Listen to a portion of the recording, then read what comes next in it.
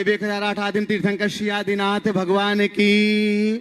दोनों हाथों को आकाश की ऊंचाई में प्रदान करते हुए पूरी चेतना के साथ में चैतन्य चमत्कारी श्री चंद प्रभु भगवान की, चिंतामणि श्री पार्श्वनाथ भगवान की, वर्तमान शासन नायक मूल नायक श्री महावीर भगवान की, 24 तीर्थंकर भगवंतों की, संत श्रोमणी 108 आचार्य गुरुवर श्री विद्यासागर जी महामुनिराज की, नवाचार्य श्री समय सागर जी महाराज की, गुणायतन प्रणेता शंका समाधान प्रवर्तक भावना योग जनक तरुणाई के प्रखर वक्ता पूज्य मुनिवर श्री प्रमाण सागर जी महाराज की, पूज्य मुनिवर श्री निर्वेग सागर जी महाराज की, पूज्य मुनिवर श्री संधान सागर जी महाराज की, समस्त मुनि संघ की, मध्य प्रदेश की राजधानी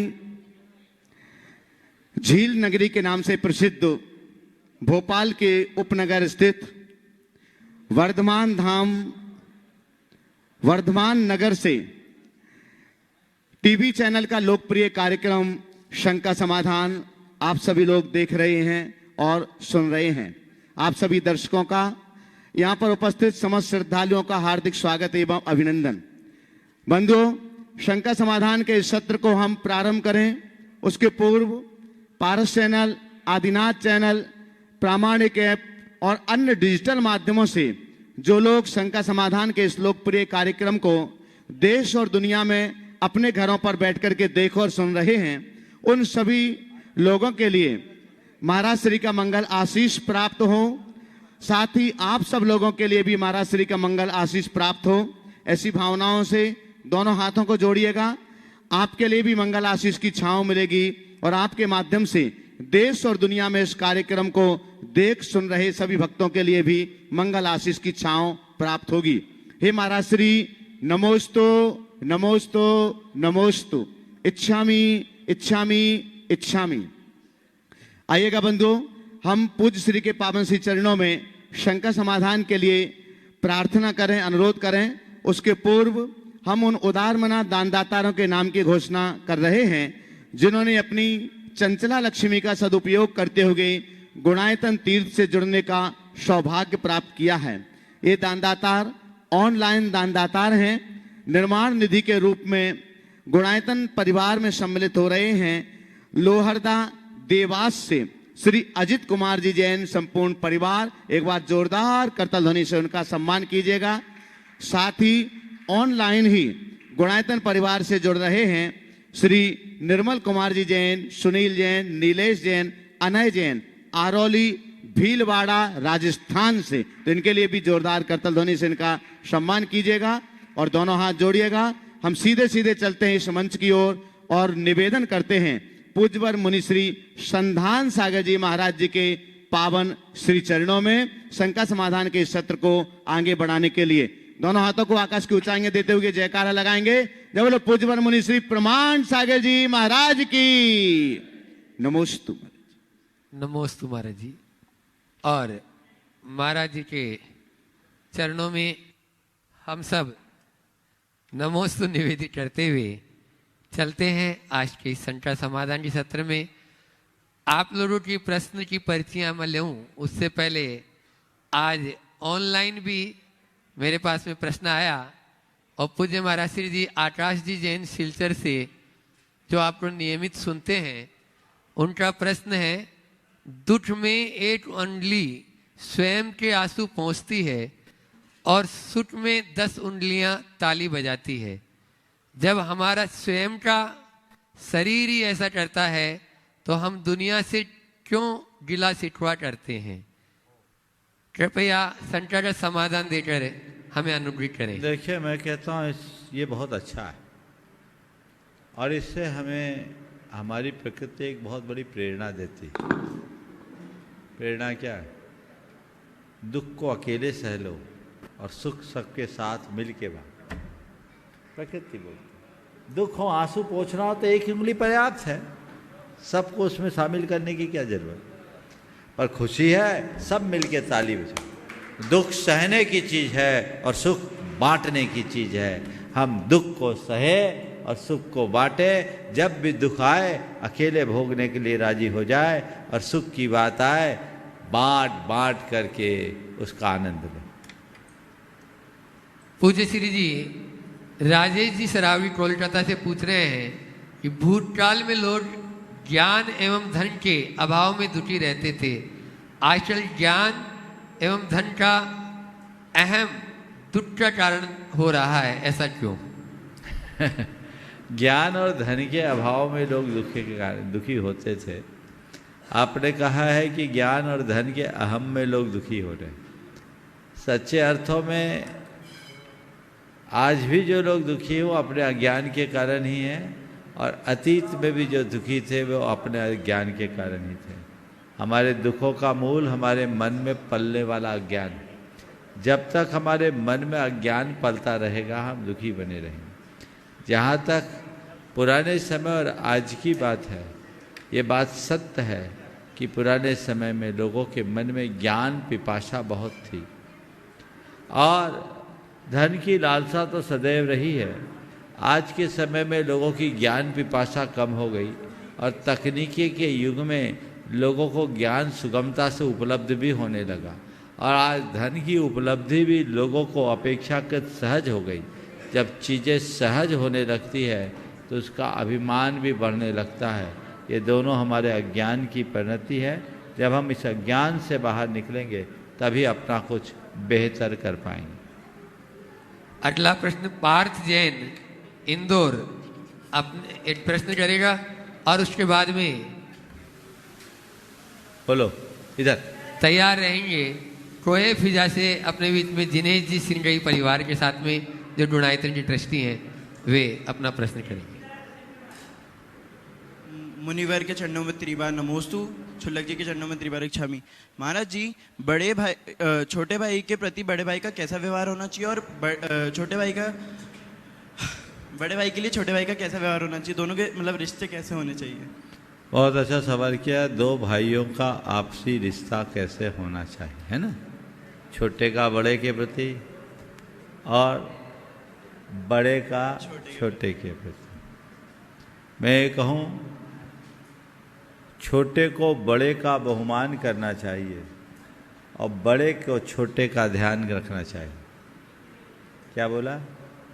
छोटे को बड़े का बहुमान करना चाहिए, और बड़े को छोटे का ध्यान रखना चाहिए। यदि बड़ा छोटे का ध्यान रखे और छोटा बड़े का बहुमान रखे तो अपने आप बड़े और छोटे दोनों मिलकर एक हो जाएंगे। तुमने पूछा है कि बड़े छोटे भाई का आपस में कैसा संबंध होना चाहिए, तो मैं कहूँगा भाई और भाई के बीच कैसा संबंध होना चाहिए, ठीक है वैसा ही जैसा राम और भरत के बीच का था। बस ऐसी भावना अगर मन में पल गई तो जीवन अपने आप अच्छा। अगला जिनेश जी सिंगई कोए फिजा, और उसके बाद में तैयार रहेंगे धैर्य जैन जैन नगर। सभी महाराज जी के चरणों में बारंबार नमोस्तु नमोस्तु नमोस्तु। सभी छुल्लक जी महाराज जी को इक्षामी इक्षामी इक्षामी। महाराज जी, इच्छाएं अनंत होती हैं, परंतु हम लोगों के एक इच्छा खत्म नहीं हो पाती और दूसरी जन्म लेती है, तो हम अपनी इच्छाओं पे कैसे कंट्रोल करें? अपने अतीत के अनुभवों को सामने रखो कि आज तक की कोई इच्छा पूरी हुई क्या? इच्छा की पूर्ति इच्छा मुक्ति का साधन नहीं, इच्छाओं के नियंत्रण से ही इच्छा की मुक्ति हो। तो मैं कहूँगा कि अपनी शक्ति को अपनी इच्छा की पूर्ति में लगाने की बजाय अपनी शक्ति को इच्छाओं के नियंत्रण में लगा। मन मस्तिष्क में ये बात गहरे स्तर से बिठाए कि इन इच्छाओं का कोई अंत नहीं, जितना जरूरी है उतना मुझे कर लेना है, बाकी अपने आप को इससे मुक्त रखना है। ऐसा मनोभाव यदि अंतर मन में गहरा जाए तो चीजें सरल। नमोस्तु महाराज। धैर्य जी जैन जैन नगर जो अहरनीस गुरु सेवा में भी अपनी सेवा देते रहते हैं, और उसी के बाद तैयार रहेंगे उदित जी मड़वैया भोपाल। नमोस्तु महाराज जी। महाराज जी, अक्सर हमारे अजैन मित्र जैन मुनि की चर्या के प्रति बेहद जिज्ञासु रहते हैं।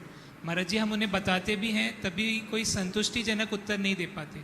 तो महाराज जी, आपके माध्यम से एक संतुष्टिजनक उत्तर मिले जिससे सभी लोग प्रभावित भी हो सके। नमस्ते। देखिए, अगर कोई व्यक्ति जैन धर्म या जैन मुनि के विषय में कोई जिज्ञासा रखता है तो ये आपकी जिम्मेदारी है कि आप उसका सटीक समाधान दें और सही उत्तर दें। पर यह तभी संभव होगा जब आप उन्हें खुद समझें। जब तक आप चीज़ों को खुद नहीं समझेंगे, औरों को कैसे समझा पाएंगे। इसलिए मैं तुम्हारे प्रश्न को आधार बनाकर इस बात पर प्रकाश डालता हूँ, जब कभी भी जैन मुनि की बात आए, कोई पूछे कि तुम्हारे जैन मुनि कैसे होते हैं, तो उन्हें बताओ कि दिगंबर जैन मुनि 24 घंटे में एक बार आहार पानी ग्रहण करते हैं, हमेशा ऐसे ही निरावरण रहते हैं, सर्दी गर्मी बरसात सब प्रकार की बाधाओं को सहजता से जीतते हैं, पूरे जीवन पद विहार करते हैं। उनके 28 मूल गुण होते हैं जिनसे उनकी संपूर्ण चर्या नियंत्रित और संतुलित बनी होती है। वे अपनी चर्या की मर्यादा में बंधे रहते हैं। 2 माह से 4 माह के मध्य वे अपने ही हाथों से केशों का लुंचन करते हैं और त्याग तपस्या में अग्रणी रहते हैं। उनका मूलभूत लक्ष्य ज्ञान ध्यान और तप में लीनता का है। ये जैन मुनि की चर्या है। कई बार हो सकता आपसे कोई ये जिज्ञासा प्रकट करे कि तुम्हारे मुनि महाराज नग्न क्यों रहते हैं। शायद इसका उत्तर आप लोग नहीं दे पाते हो। मैं आपसे कहता हूँ, कोई भी आपसे पूछे और या कहे कि तुम्हारे महाराज नग्न क्यों हैं, तो उनसे कहो कि हमारे महाराज नग्न नहीं दिगंबर। नग्न होना और दिगंबर होने में बड़ा मौलिक अंतर है।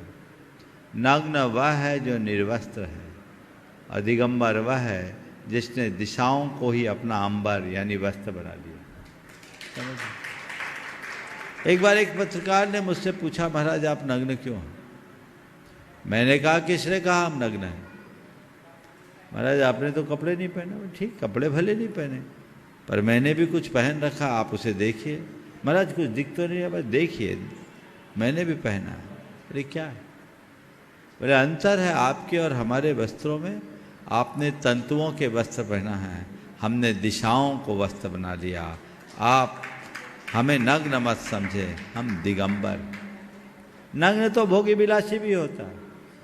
हमें प्रकृति ने जो चर्म दिया यही हमारा वस्त्र है। अपनी प्रकृतिगत मर्यादा के साथ जीना दिगंबरत्व की सबसे बड़ी विशेषता है।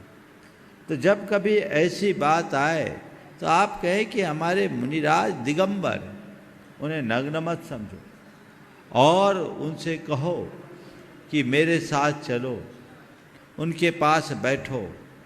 तुम्हें बैठने के बाद अपने आप समझ में आ जाएगा कि किसी नग्न व्यक्ति के पास बैठे हो या अपनी आध्यात्मिक मस्ती में मगन किसी साधु की शरण में आए।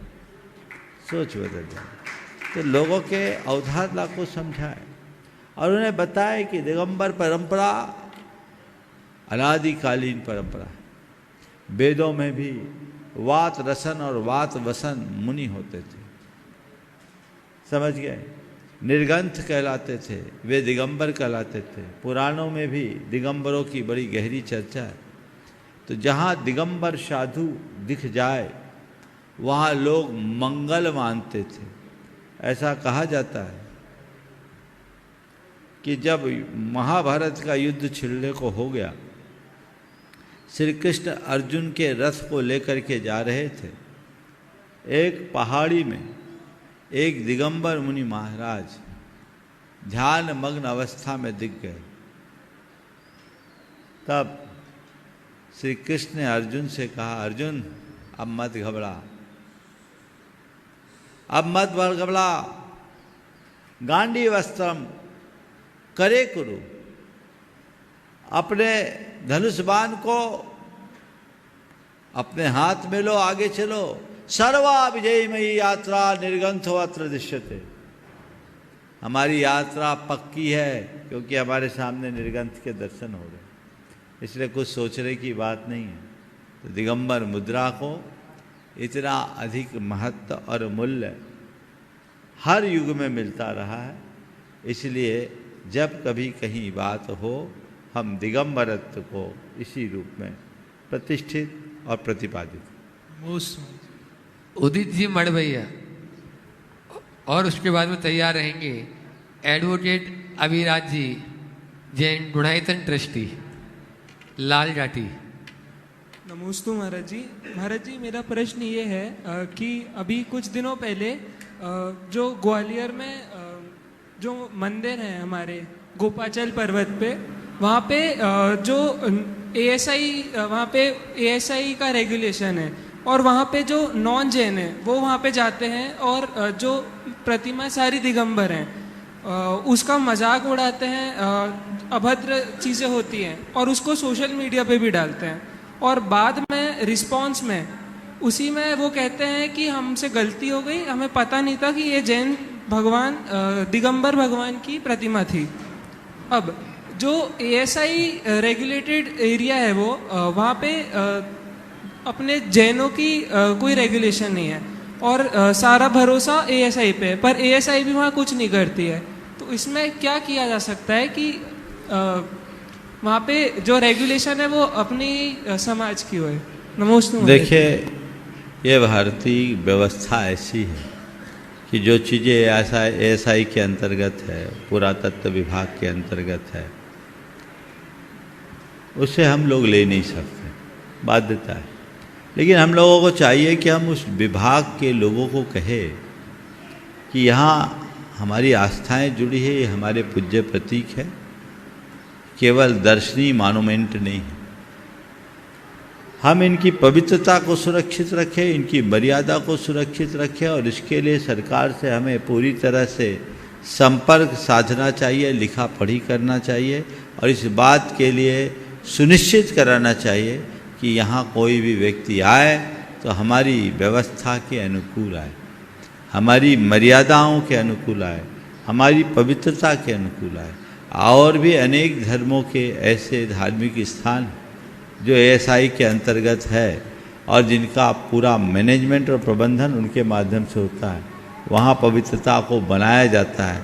मेरे ख्याल से फतेहपुर सीकरी जैसी जगह भी ऐसी ही है, लेकिन वहाँ लोग अपनी पवित्रता को ध्यान में रखते हैं।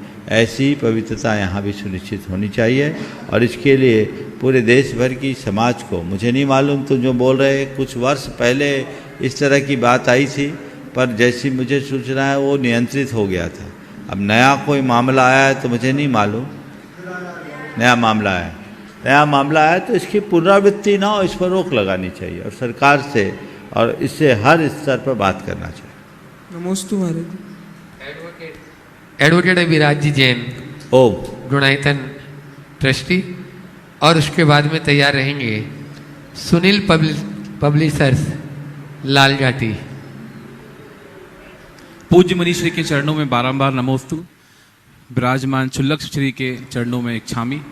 गुरुदेव, निंदा का शब्द बहुत छोटा है, निंदा शब्द बहुत छोटा है, तो गुरु महाराज श्री इसे करने से और कराने से कैसे बचें? देखिए, निंदा सबसे निंदनीय कर्म, जो निंदा करता है उसका जीवन निंदनीय हो जाता, समझ। पर लोग आदतन ऐसा करते। हमें इससे बचने के लिए 4 उपाय करना चाहिए। निंदा करना और निंदा सुनना, निंदा में रस लेना, ये सब एक दूसरे के पर्याय है। अगर आप चाहते हैं कि हम निंदा से बचें तो पहली बात संकल्प लें कि मुझे निंदा से बचना है। इसका एक ही सूत्र है, दोष वादे च मौन। कहीं किसी के दोष की बात आए वहाँ मौन समझिए। दूसरी बात, गुणग्राही दृष्टि रखें, आदमी के गुणों के प्रति अनुराग रखें। हम जब लोगों के प्रति गुणानुराग रखते हैं तो हमारी निंदा की बात अपने आप कम हो जाती। तीसरी बात, हम अपनी सोच को सकारात्मक बनाएं, नकारात्मकता से बचें। यदि हमारी सोच सकारात्मक होगी तो हर व्यक्ति में हमें अच्छाई दिखेगी, बुराई नहीं दिखेगी। और जब बुराई ही नहीं दिखेगी तो हम किसी की बुराई देखना या सुनना कैसे संभव होंगे।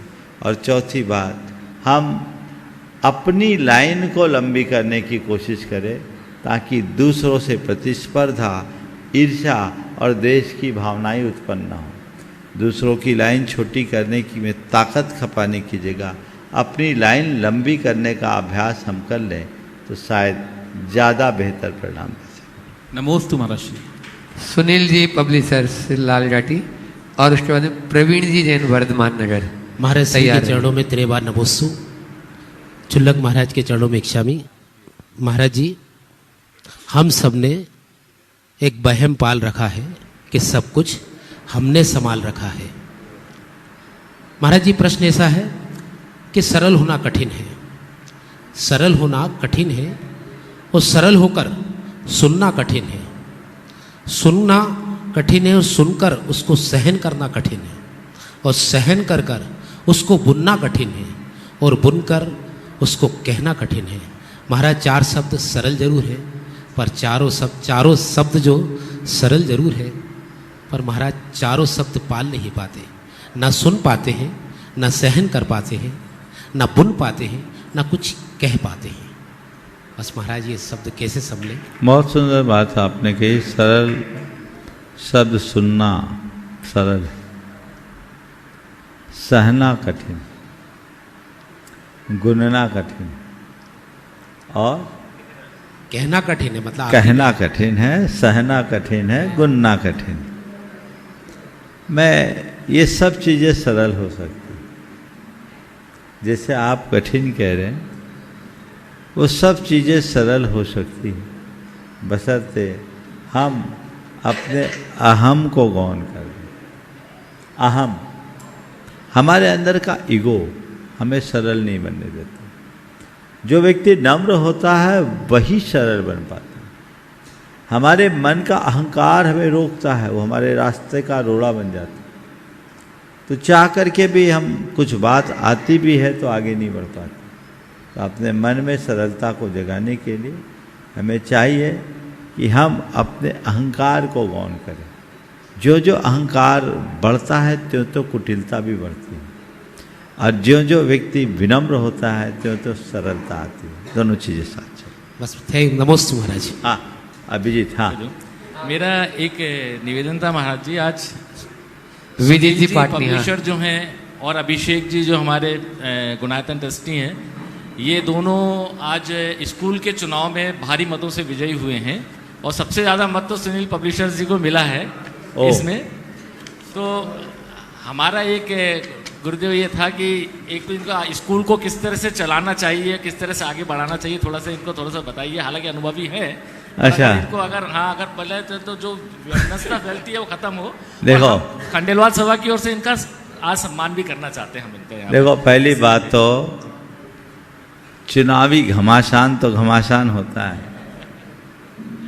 जो भी होना है हो गया। और मैंने देख लिया कि 15 दिन तो पूरा चौंक इसी में रमा हुआ था। सब भूल गए कि आगे महावीर जयंती का भी कार्यक्रम है, लेकिन तुम लोगों ने अपनी महावीर जयंती दूसरी बना ली। सबसे पहले तो मैं ये कहूँगा कि इस चुनाव को जीत हार से नहीं जोड़ना चाहिए, इसे एक प्रक्रिया मानना चाहिए। हम चुनाव जीते उसे हराए ये शब्द ही गलत है। किससे लड़े? हम अपनों से लड़ेंगे। सब तो अपने हैं, अपने आप से लड़ेंगे। और लड़ाई है कि कोई युद्ध था क्या? ये तो एक दायित्व।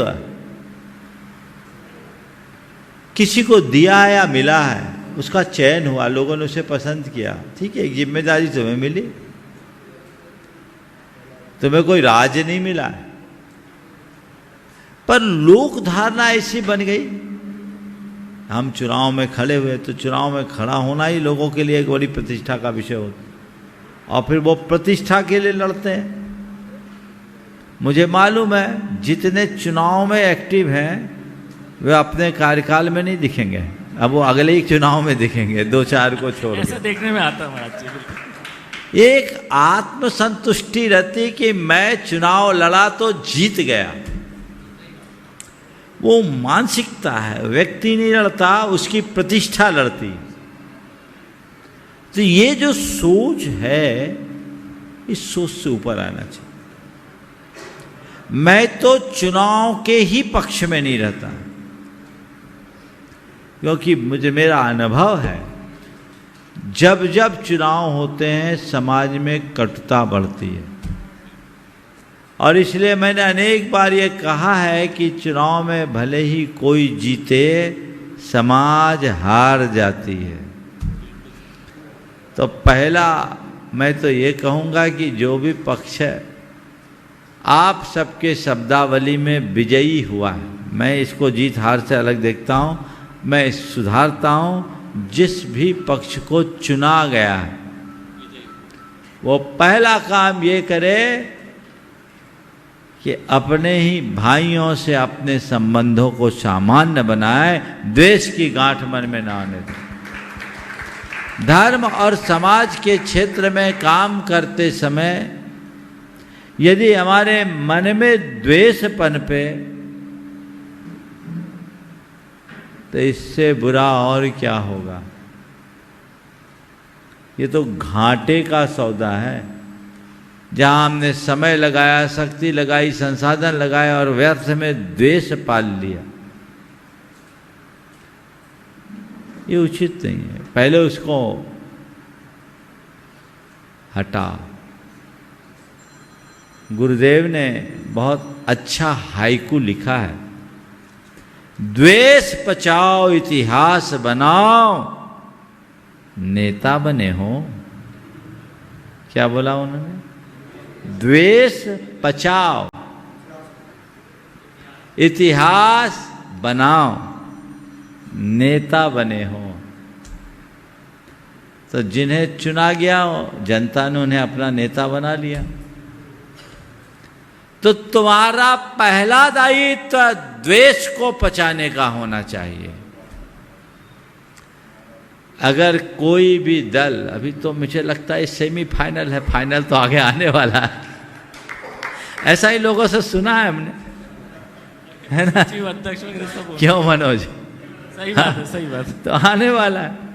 तो मैं कह रहा हूं ये दल और दल है से मिटाओ, आपस में सौहार्द जगाओ,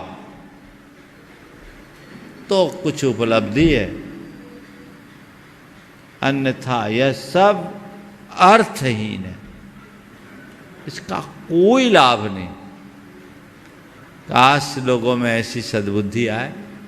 गुरुदेव का बहुत गहरा संदेश, द्वेष बचाओ इतिहास बनाओ, इतिहास बनाओ। नेता बने हो तो इतिहास बनाओ, पुराना इतिहास मत दोहराओ। अगर पुराना इतिहास दोहराओगे तो वही द्वंद्व चलता रहेगा। और वर्तमान में सोशल मीडिया ने तो समाज के स्वास्थ्य को और बिगाड़ दिया है, पूरा वातावरण विकृत कर दिया है। इसलिए हमें सोशल मीडिया से भी थोड़ी दूरी रखनी चाहिए और इन सब मुद्दों को कभी डालना ही नहीं चाहिए। क्या अच्छा हो जब लोगों में जागरूकता है, और कोई भी कहीं भी चुनाव हो और ऐसे लोग अगर अपनी बातें सोशल मीडिया में एक दूसरे की आलोचना प्रत्यालोचना के रूप में लिखे तो लोग उसका बायकॉट करना शुरू कर दे कि तुम समाज के हितैषी नहीं कहला सकते, जो समाज में जहर फैलाता है वो समाज का हितैषी कैसे, हम तुम्हारा समर्थन नहीं करेंगे। एक जगह के भी लोग अगर ऐसा आदर्श उपस्थित कर दे, सबकी खटिया खड़ी हो जाए, फिर कोई हिम्मत नहीं करेगा। लेकिन मैं देखता हूं तालियां बजा दोगे, बातें कर लोगे, और जब मौका आएगा तो तुम भी उसी को फॉरवर्ड करोगे। सोच बदलिए, हम जा कहां रहे हैं, इसके लिए सबसे बड़ी आवश्यकता है हर व्यक्तियों को आत्मदृष्टि से जुड़ने की। आप लोग धर्म और समाज के क्षेत्र में काम करते हो, पर सब अज्ञान में जीते हो, सब के सब आत्ममुग्धता में जीते हैं। सच्चे अर्थों में कहूं तो तुम धर्म की बात करते हो, पर तुम्हारे जीवन में अभी धर्म की शुरुआत ही नहीं हुई। तुमने धर्म को जाना ही नहीं। काश धर्म के मर्म को जाना होता तो इस प्रकार के छल, प्रपंच, धोखा धड़ी में विश्वास ही नहीं रखते। जानो अपनी आत्मा को, आत्मज्ञान के साथ जुड़कर यदि कोई अच्छा काम करोगे तो तुम्हारे मन में अलग ही परिणाम होंगे। फिर तुम कर्तव्य के भाव से काम करोगे, कर्तृत्व के अहंकार से नहीं। ठीक है, लोग मुझे जिम्मेदारी देंगे, मैं बखूबी निभाऊंगा, नहीं है तो मैं रचनात्मक सहयोग करूंगा। बस यही तो काम होना चाहिए। लोकतांत्रिक प्रक्रिया को बनाए रखने के लिए व्यवस्थाएं करनी पड़ती, पर उसका स्वरूप बदलना चाहिए। समाज से द्वेष मिटना चाहिए। बहुत अच्छी बात है। तो मैं जो टीम आई है, अभी तो तुम दो ही दिख रहे हो, आने वाले हैं, ठीक है, थकान मिटा रहे होंगे अभी ये बहुत मशक्कत का काम है, ठीक है। मैं उनसे यही कहूँगा कि पहला काम द्वेष मिटाना, समाज को रचनात्मक दिशा में लेकर के जाना, तो ये बड़ी उपलब्धि है। महाराज जी, दो पंक्ति याद आ गई इस बात में। जिसने दुनिया को जीता वो दुनिया से चला गया, और जिसने स्वयं को जीता वो दुनिया में रह गया। बस इस महाराज इस पंक्ति के साथ नमोस्तु महाराज। और अगला प्रश्न प्रवीण जी, बोलो, आप अपना प्रश्न बोलो। प्रवीण जी जैन वर्धमान नगर अपना प्रश्न कर रहे हैं, और उसके बाद में राकेश जी मीना नरपत्या भोपाल तैयार है। नमोस्तु महाराज श्री, इच्छामी शुल्लक महाराज श्री। मन में इस प्रस्तावित प्रश्न के पहले गुरुवर एक मन का भाव अपने जैसे यंगस्टर्स जो कपल्स हैं उनका लेके आ रहा हूँ कि महाराज श्री पहली बार चौके का अनुभव हुआ। शुरुआत में बहुत अच्छा आपका अनुग्रह रहा, फिर थोड़ा सा अंतराय जैसा भाव है, मन में खिन्नता आती है। तो ऐसे में हम नए लोग जो पहली बार इस व्यवस्था में आए हैं, ऐसे सब लोग के लिए एक संबोधन हम देखो, जो चलेगा वही तो गिरेगा, जो चलेगा ही नहीं वो गिरेगा कैसे। साइकिल चलाना शुरू किए थे तो 2-4 बार गिरे हो गए। और चौका लगाएगा उसी के अंतरा आएगा, जो लगा ही नहीं उसके क्या अंतरा आएगा। इसलिए इसको लेकर विकल्प नहीं करना। ये समझो कि हमारा कोई अंतराय कर्म था, वो धीरे धीरे छीन हो रहा है। देने से ही अंतराय टलता है। हताश मत हो और अपनी भाव विशुद्धि को बढ़ाओ। विशुद्धि ही हमारे जीवन का आधार है। भाव विशुद्धि बढ़ाओ, धीरे धीरे चीज़ें बदलती है और काम होता है। कोई जानबूझ करके कोई नहीं करता, ये निमित्त नैमित्तिक संबंध है, इसलिए हताश नहीं हो। महाराज श्री, प्रश्न ये था, रिश्तों को जोड़े रखने के लिए कभी अंधा, कभी बहरा और तो कभी गूंगा होना पड़ता है। इस पंक्ति की सार्थकता? बिल्कुल, ये पंक्ति बोल रही है कई चीज़ों को नज़रअंदाज करना पड़ता है, कई चीज़ों को अनसुना करना पड़ता है, कई चीज़ों को बर्दाश्त करना पड़ता है। तो कभी अंधे बन जाओ, कभी बहरे बन जाओ, कभी गूंगे हो जाओ, रिश्ते तभी आगे बढ़ पाएंगे। चलिए। नमस्ते महाराज। राकेश जी मीना जी नरपत्या भोपाल, और उसके बाद में तैयार रहेंगे सुनील मोनिका जी जैन वर्धमान महाराज जी नगर। के चरणों में त्रैबार नमोस्तु नमोस्तु नमोस्तु। छुल्लक स्वामी जी के चरणों में इच्छामि इच्छामि इच्छामि। महाराज जी हमारा प्रश्न है छोटे मन से कोई बड़ा नहीं होता, छोटे मन से कोई बड़ा नहीं होता, टूटे मन से कोई खड़ा नहीं होता, तो हम इस टूटे मन को कैसे समझाए को फिर से खड़ा हो जाए?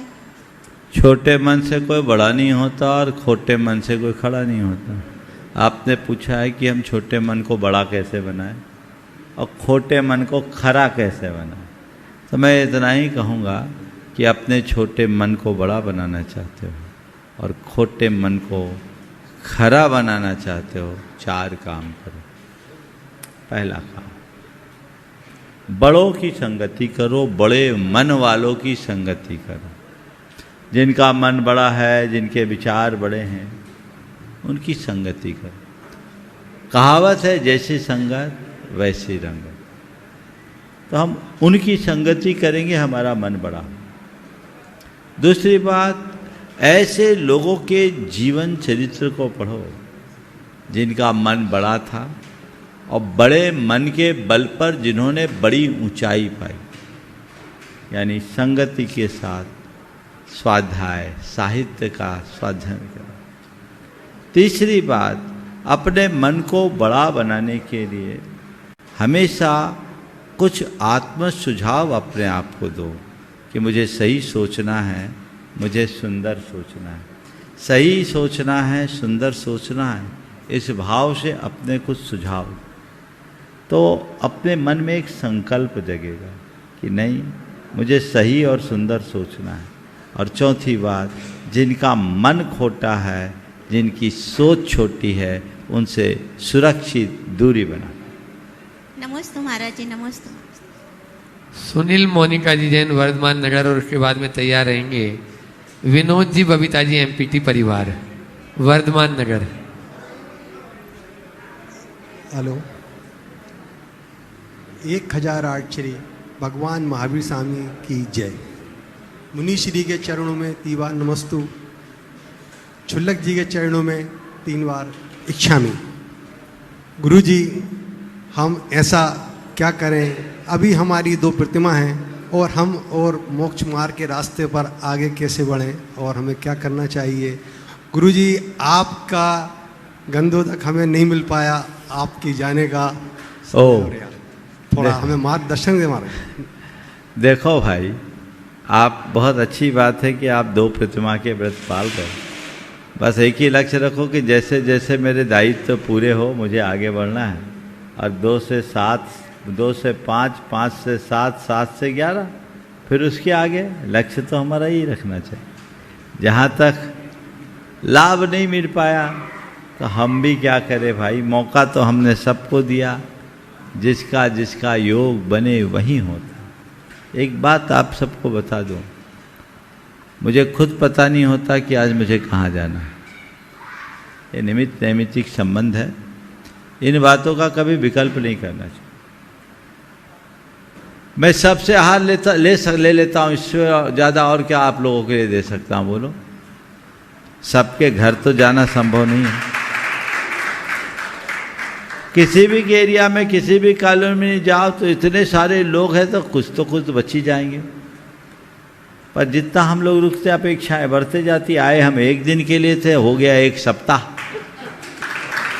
और अभी का समय तो ब्याज में, बोनस में मिल गया एकदम से, छूटती गाली रुक गई। अभी हमें होना कहीं और था। तो ये भाग्य है। इसलिए कभी इन बातों से हताश मत हो। किसी ने किसी का लाभ तो मिला, और आहार आपने दे ही लिया। मैं आपके माध्यम से सबको बोल रहा हूँ, क्योंकि ये समस्या सबको है। दे लिया, और कहीं भी मौका ले लेना। समझ गए? उन्हीं जैसी चर्या में यह चित्त सदा अनुरक्त रहे को याद रख। महाराज जी, मेरा प्रश्न ओ, मैं एक पीछे हो गया, एक ही। हम बबीता जी नहीं था, वो तो भावना रखी थी उन्होंने। अरे बोलो। हे गुरुदेव, जो भयभीत होता है वह खुद हिंसक है, क्योंकि वह दूसरे के पर के परिणामों को, जो भयभीत करता है वह हिंसक है, क्योंकि वह पर के परिणामों को कुलसित करता है।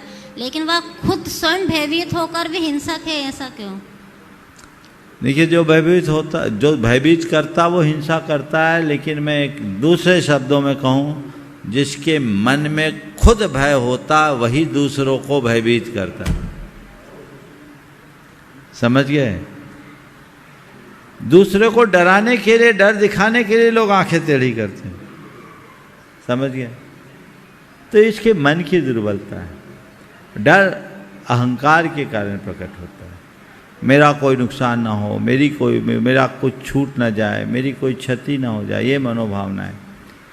व्यक्ति जब आत्मदृष्टा बन जाए, आत्मा के साथ जुड़ जाए, तो चीजें बदल जाती। नमोस्तु गुरुदेव। बबीता विनोद जी, एमपीटी परिवार, अपना प्रश्न करें। और उसके बाद में आज जो अहरनी गुरु सेवा में लगे रहते हैं, देवांश भाई, उसका जन्मदिन है।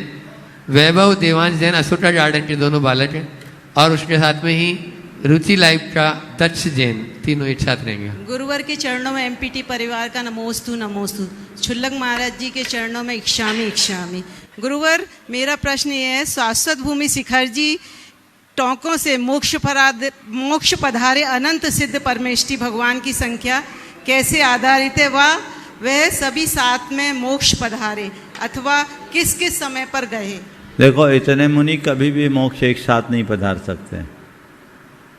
6 महीने 8 समय में 608 से ज़्यादा को मोक्ष नहीं मिलता, और एक साथ एक समय में जाए तो 108 से ज़्यादा नहीं। ये जो मोक्ष है, ऋषभ देव से महावीर पर्यंत वर्तमान तीर्थ काल में, समझ गए, तो बहुत लंबा कालखंड, और ये सब भगवान की वाणी में निश्चित हुआ। भावनाएं व्यक्त करना चाहता हूँ गुरुवर। हाँ, आपके चरण कमल पड़ते ही ये वर्धमान नगर वर्धमान धाम हो गया। गुरुवर, गत 8 दिवस से समस्त मुनि संघ एवं आपकी मंगल देशना से यहाँ जो वर्गणाएं फैली हैं, निश्चित रूप से 8 दिन यहाँ पर महामहोत्सव और धर्म का वातावरण है। मैं आपसे अपने पूरे वर्धमान नगर की ओर से कृतज्ञता के साथ में इस उपकार को शब्दों में तो नहीं पिरो सकता, बस ये भावना भाता हूँ कि ऐसा आप यहाँ मंगल आशीर्वाद दे कि ये महा महोत्सव और ऐसा धर्म का वातावरण हमको युगों युगों तक आगे भी प्राप्त होता रहे, यही भावना है। नमस्ते गुरु। बहुत सुंदर, ये वर्धमान नगर का सौभाग्योदय हो गया। आप मंदिर बनने दीजिए, और आप सब लोग मिलजुल करके ऐसे वो स्वरूप दीजिए कि यहाँ आने वाले हर साधु की ये पहली पसंद बन जाए। ये प्रयास करें, संभावना है। और मुझे लगता है समाज भी धीरे धीरे विकसित होगी और अच्छी संख्या होगी, मंदिर भी भव्यता से बने, और मैं समझता हूँ उसकी शुरुआत हो गई। आज देखो, भगवान टीन सेट से हट कर के कम से कम छत के नीचे तो आ गए। अब आपने भगवान को सही उच्चासन दिया है, तो ये बहुत अच्छा होगा आगे।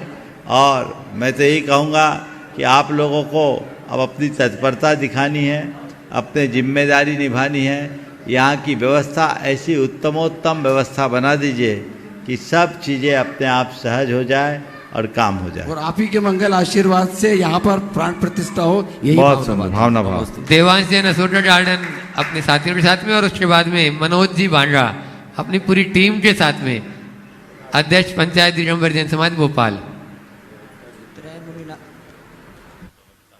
हेलो। त्रय मुनि राजों के श्री चरणों में अनंतो बार नमोस्तु नमोस्तु नमोस्तु। सभी छुल्लक जी महाराज श्री के चरणों में अनंतो बार इक्षामी इक्षामी इक्षामी। महाराज श्री, मेरा प्रश्न यह है, एक भक्त के जीवन में कैसे गुरु होना चाहिए और एक गुरु के जीवन में कैसे भक्त होना चाहिए? नमोस्तु महाराज। भक्त के जीवन में गुरु कैसा होना चाहिए और गुरु के जीवन में भक्त कैसा होना। देखिए, गुरु के साथ कई तरह के संबंध होते हैं। एक भक्त बनने का और दूसरा शिष्य बनने का। समझ गए? भक्त वह है जो गुरु की सेवा करे, और शिष्य वह है जो गुरु के प्रति समर्पित हो जाए। सेवा कोई भी कर सकता है। जिसका गुरु से अनुराग हो वो सेवा में जुट जाता है, वह उनका अनुयायी होता है, वो उनके साथ चलता, उनका प्रशंसक होता, उनका जयगान करता है। लेकिन वो गुरु को पाकर भी गुरु का नहीं हो पाता, क्योंकि वह केवल सेवा से जुड़ा है, समर्पण से नहीं। समझ गया? लेकिन शिष्य बहुत आगे का होता है, वह केवल सेवा तक सीमित नहीं रहता, सेवा के साथ समर्पण से जुड़ता है। भक्त सेवा का उत्कृष्टतम उदाहरण प्रस्तुत कर सकता है, पर समर्पण नहीं कर सकता, क्योंकि वो अपने घर परिवार और दुनियादारी के प्रति समर्पित होता है। लेकिन शिष्य वह होता है जो सब कुछ अर्पित कर देता है। समझ गए? तो मैं गुरु शिष्य के संबंध को सर्वश्रेष्ठ संबंध मानता हूँ। गुरु भक्त या गुरु सेवक का संबंध कॉमन संबंध। समझ गया? तो जो गुरु के गुणों में अनुराग रख करके उनकी सेवा करे वो भक्त है। भक्त भी जरूरी है, भक्त नहीं होंगे तो व्यवस्था कैसे चलेगी, उनका काम प्रशंसनीय है।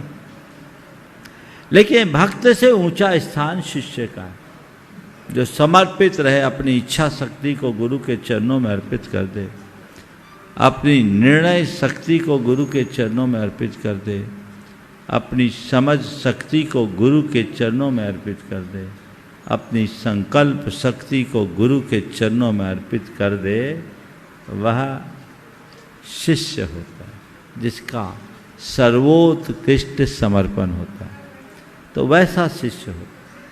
और उसके गुरु जो खुद अध्यात्म में डूबे रहे और लोगों को अध्यात्म का रस बांटे, जो ज्ञान ध्यान तप में लीन रहे और लोगों को ज्ञान ध्यान तप में लवलीन करे, वो गुरु। नमोस्तु महर्षि, नमोस्तु। मनोज जी बांड्रा अपनी पूरी टीम के साथ में, और उसके बाद में अविनाश जी पत्रकार तैयार रहेंगे। मनोज भैया अपनी बात बोलें। हाँ ठीक।